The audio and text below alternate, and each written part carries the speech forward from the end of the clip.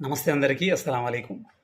ఎంత నీచానికి దిగజారింది Godi media, Godi social media అంటే ఆఖరికి ఎప్పుడో 1948 జనవరి 30వ తేదీన హే రామ్ అంటూ ఒక గాడ్సే చేతుల్లో మరణించిన మహాత్మా గాంధీ పేరు కూడా ఎప్స్టీన్ ఫైల్స్లో ఉంది అంటున్నాడు Shubhanshu Trivedi, BJP spokes person మరియు రాజ్యసభ సభ్యుడు కూడా.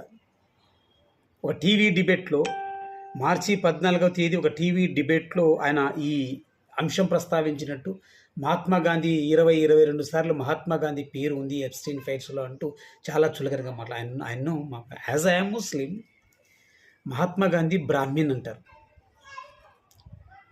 మరి ఆయనకు ఈ దేశ ప్రజలందరూ కూడా మహాత్మా అని పిలుస్తారు, చిన్నారులు కూడా మహాత్మా అని పిలుస్తారు.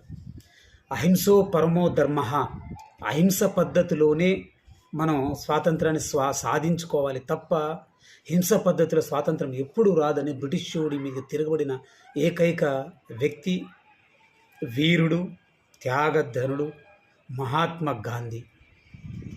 ఎప్పుడైతే ఎప్స్టీన్ ఫైల్స్లో, జెఫ్రీ ఎప్స్టీన్ ఫైల్స్లో, మైల్స్లో, కోర్టు డాక్యుమెంట్స్లో ప్రధానమంత్రి నరేంద్ర మోదీ గారి పేరు రావడం, రాహుల్ గాంధీ పేరు లేకపోవడంతో జీర్ణించుకోలేని బీజేపీ శ్రేణులు, గోధీ మీడియా, వారి సోషల్ మీడియా మహాత్మా గాంధీని ఇక కాంగ్రెస్ పార్టీకి సంబంధించిన ఇంకా ఎంతమందిని లాగుతారో, ఎవరెవరిని లాగుతారో అంటే అమ్మకు అక్కకు సంబంధం లేని విధంగా గోధీ మీడియా మతతత్వ రాజకీయాలు చేస్తోందని చాలా ఈసడించుకుంటున్నారు దేశ ప్రజలు. చాలామంది కూడా ఇదే విమర్శిస్తున్నారు. ఈ శుభాంశు త్రివేది అనే ఒక రాజ్యసభ సభ్యుడే ఉండి కూడా ఇంత దారుణంగా ఎలా మాట్లాడుతున్నారు? ఇంకా విలువలు ఏముంటాయి? ఎవరి మీద ఎవరికి విలువలు ఉంటాయి? పూర్తి స్థాయిలో భారతదేశంలో గాంధీ పేరును తుర్చే క్రమంలో భాగంగానే నరేంద్ర మోదీ గారి పేరును డైవర్ట్ చేయడంలో భాగంగానే మహాత్మా గాంధీ పేరును జెఫ్రీ ఎప్స్టీన్ ఫైల్స్లో ఉంది అన్నట్టుగా ఒక ప్రాపగండాతో వాళ్ళ యొక్క గోధీ సోషల్ మీడియాతో ప్రజల మెదులను ఒక 1000 సార్లు అబద్ధం ఆడితే ప్రజలు తల ఉంచుతారు అన్నట్టుగా ప్రయత్నం చేస్తున్నట్టుగా విమర్శకులు అంటున్నారు. ఏది ఏమైనా చాలా అన్యాయం, చాలా దారుణం.